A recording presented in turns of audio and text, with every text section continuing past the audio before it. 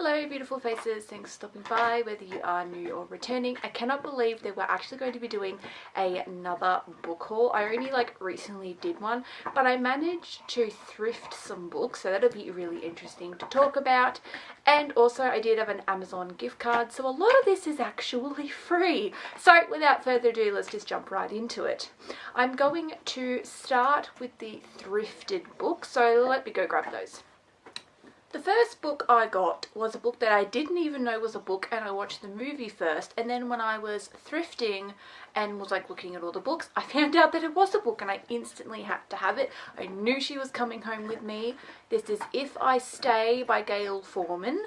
Now obviously this is that movie with Chloe Grace Moretz, and I forget who the male main character is played by, but yeah, so this is a little sad but it's also sweet. So she's hit by a car, and it's is she going to make it or is she not going to make it?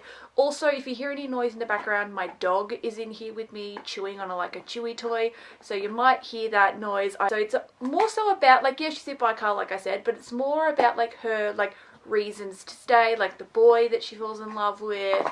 It's actually quite a small book as well, and the font's really large, which is not what I was expecting, but it won't take me that long to get through this. And I also found out that there are sequels. I don't know if it follows the same couple or if it's a different couple, but it says discover the astonishing sequel to If I Stay, Where She Went. So I'd be interested to maybe pick that one up too, but I managed to do this, and that's actually really cool. This is Weather Girl by Rachel Lynn Solomons. So this is the love story between the person that does the weather and the person that does the sports on a news channel, and they get together because they want to set their bosses up. Their bosses used to be exes and they want to get their bosses back together, and then it brings them together. It's quite a similar premise to that one movie about setting their bosses up and then coming together with Glenn Powell and Zoe Deutsch. But the difference between that is that they didn't work at a news place and their bosses were not exes. So this one is a tad different. So yeah, I'd never actually heard of this book before until I saw it there, but the cover's so cute. There's rain, they're standing under a yellow umbrella, and I just think that that's the most adorable thing ever. This is getting read really, really soon. I'm so excited to get to this. Lastly, for the books I managed to thrift, we have A Million Kisses in Your Lifetime by Monica Murphy. I'm pretty sure that this is a part of the Lancaster Prep series. I'm unsure if this is the first book in the series. I think so. A lot of people talk about it, but I'm just unsure. But I'm pretty sure it's the first book in that series. So I'm very, very excited to get to this at some point. This is not going to be as quickly read as Weather Girl. I have more interest in Weather Girl, but I just can't believe I found this at a salvo, so I knew it had to come with me. Now let's get into all of the ones that I got from online using my gift card. So first of all, Enchantra by Kaylee Smith. This is the sequel to Phantasma, which I'm still yet to read either of those. But I just had to get Enchantra. I absolutely love it, and the silver foiling. This is just great. This is so up my alley. It's gothic, spicy, fantasy, and I'm just so here for it.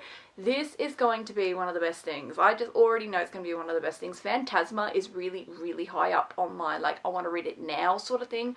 And Enchantra as well. When I read Phantasma, I'm probably going to try to read Phantasma and then straight away dive into Enchantra. I have heard that Enchantra is a little less gothic than Phantasma, but still spicy, still fantasy romance, all the things, and I'm so excited for this. The next book you would have seen in my Q1 reading wrap up, but I have yet to show it off in a haul, and it definitely needs to be shown off. Kiss of the Basilisk by Lindsay Straub. This is straight up fantasy erotica supposedly, and for some reason I'm very, very much here for it. So this is a girl who, she gets plucked amongst some other girls. The prince is looking for a wife, but they need to be trained in the art of spice, so they can please the prince correctly, and then the prince will choose from the bunch which one that he wants. This is also on a fantasy side of things because there are basilisks, so snake people, and that's who teaches the female main character the art of spice. So it's yeah, spice is a part of the plot, which is why this heavily leans on like erotica, sort of on the same vein of like Court of the Vampire Queen by Katie Robert, which I read this year. So it's definitely, yeah, I don't know what else to say. It's quite thick for a spice driven book. It is actually very thick for a spice driven book, which is not what I was expecting. I didn't think that this would be that thick. Though granted, Court of the Vampire Queen, again, for a spice driven book, quite a chunky one, which, anyways, power to you. This is actually really high up on the to be read list. Don't know what that makes me, but if you know my page, you know I love me a spicy book, so we will be reading this one eventually. Next I got Wild and Wrangled by Lila Sage. Now I have been reading the Rebel Blue Ranch series on my Kindle, but I'm actually really enjoying myself, and I'm enjoying myself a lot more than I originally thought, so I do want to buy physical trophies for the shelf. This one specifically was having a sale, so that's why I grabbed Wild and Wrangled. Like I said, I don't have the other ones yet. I would like the other ones. I do definitely prefer, like, the earlier books are my favourite, but I still liked this series and I really wanted to have a physical copy. So I'm not going to tell you much about it. The Rebel Blue Ranch series is like the interconnected cowboys, mainly following this Ryder family. But Wild and Wrangled is one of the members from the Ryder family's like baby mama. So that's like this one. So this one's like, I guess, the least connected, but it is still definitely connected. There's found family, good spice, actually really good decent plot. I like, they're all going through their own like internal struggles. A lot of these people have single parents. Like the one thing I noticed about this series actually is like basically every main character is raised by like a single parent. Like there was so much death. It was a bit interesting, but I still liked this series. I thought it was great. And yeah, I would recommend this as a great cowboy romance series. Now, for something majorly different, I've got two books that are like very, very different for me, but I really wanted to try them out. So this is Jade City by Fonda Lee. I would have mentioned this in the 25 series I want to read in 2025, or as I really should have titled it, 20 series I want to at least start, because some of them are very long, and I did say that in the video. Not everything will be like completed, but if I can at least start them all, that's pretty good. This is a fantasy book. Now, did you listen? I said it's a fantasy book, not a romantasy book. So this is more of a classic high fantasy style book, though I have heard that this is a great book to get into high fantasy if you're someone that usually just sticks to romantasy, because obviously high fantasy readers love this book, but I have heard that like a lot of romantasy readers also love this book. I think there might be like a tiny bit in here, but not enough to call it a romantasy, and it's not spicy. So spice-free people will love this. And so this is kind of a bit about this like made-up world, but it's Asian inspired, and I think the fighting style's also like martial arts. Jade, so you know how like Jade, like the gem, has powers, I'm pretty sure, and people that wield the jade are really powerful people. That's kind of what this is about. It does span over a good amount of time. I think Jade City and then the sequel Jade War, I think that follows the same people, I think. But Jade Legacy supposedly has pretty decent time jump, and you get to see like the kids. Anyways, this actually sounds like pretty interesting, so I thought I'd give it a go. It's definitely different for me, but it's only a trilogy. I wasn't going to commit to something, because I have always wanted to try a high fantasy, but I didn't want to commit to something, for example, The Cosmere, because that thing is gigantic. So I thought this is just a trilogy. So, and I just got the first book for now because I need to see if I even like it first. This is very, very different for me, but I really wanted to give it a go.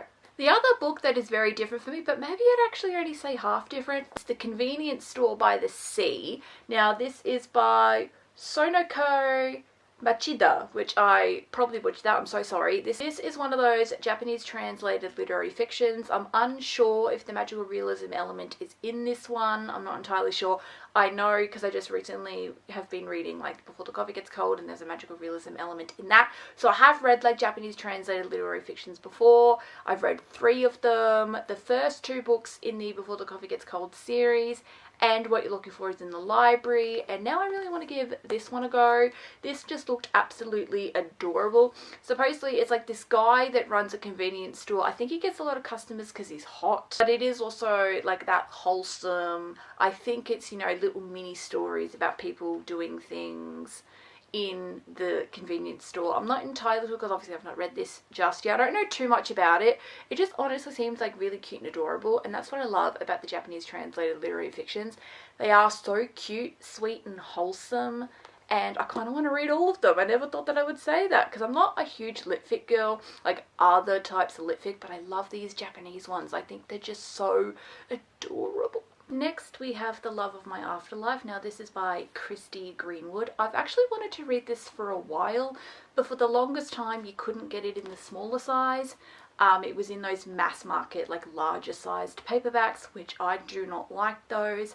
But recently I found this in the smaller size, so I was able to get this one. This one I didn't buy online, I actually went to a Dimmicks to get this one, but I saw it in the normal size and I finally got it. There's a bit of silver foiling on it, which is cool. This book gives me vibes of, I don't know if anyone's watched that TV show The Good Place, not necessarily the plot of The Good Place, but how it's like obviously about the afterlife, but there's a mission that you got to complete in the afterlife. She supposedly, like, she chokes on a hamburger and dies, which is kind of hilarious, but she meets the love of her life in the afterlife, but there's been a mistake. He's actually not dead, so they send him back to Earth and she's all sad or whatever, and they go, well, alright, we'll send you back to Earth, and if you can find him within, I think she gets 10 days to find him and have him kiss her, but she's not allowed to ask him to kiss her, he just has to like kiss her of his own volition, you can stay and live with him and, you know, blah blah blah. So that's what this is about. It just seemed so interesting and different.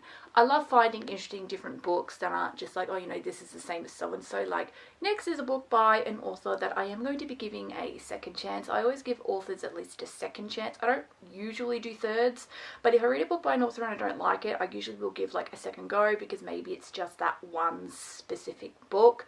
Like I said, if I read a second one and don't love it, yeah, that probably means that this author is not for me. But this is Window Shopping by Tessa Bailey. So I tried to read Fangirl Down last year and I DNF'd it. It wasn't for me. But maybe it's just the book, not necessarily that the author isn't for me. So I thought that I would give her a second chance.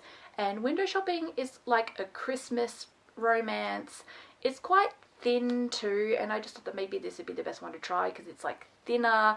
And you know what, I read the back of Window Shopping and it actually seems pretty interesting, and I'm not somebody that only wants to read Christmas romances in December. I don't care, I will read a Christmas book in April, I'll read a Christmas book in July. Like, I don't care if I want to read it, I want to read it, because also I don't want to force myself to only read Christmas books in December, because then I'll never read anything else. And we all know that I love a bit of variety when I read stuff, so I don't know when I'll read this, but eventually. And it looks really good, and I love the cover. The cover's so sweet and just nice and thin. I want to get some more thin books on the TBR because I do have quite a lot of chunky ones. So I just thought, yep, I'm gonna read this. Night Shift by Annie Crown. Now I think I got this a little bit wrong. When I first heard about this book, supposedly it was a sports romance, but it involved vampires. I don't think that's the case. I don't think there's a fantasy element in this. I don't know why I got the vibes. I think I remember watching a video like last year and someone was like, oh, it's creepy and he's a vampire. I think I remember someone saying that, but maybe I heard it wrong. I don't think there is a fantasy element to this. That would be awesome though, like a sports romance with a fantasy element. Like, that'd actually be really cool. Someone should write that. But this just seems like awesome, and I love the cover. I think she's like a book nerd, and obviously I'm a book nerd. Hello. It's a basketball romance as well, so it's a bit different because usually I just read like hockey, you know. But yeah, this is really cool, really interesting. I don't know what else you want me to say. A lot of these are contemporaries. It's like, you know, cute little romances. I got a couple of fantasies in there. There isn't really much dark romance in today's haul, except for the final series, which I'm going to show you, because I do in these hauls try to do like, I'm going to save like the best for last sort of thing.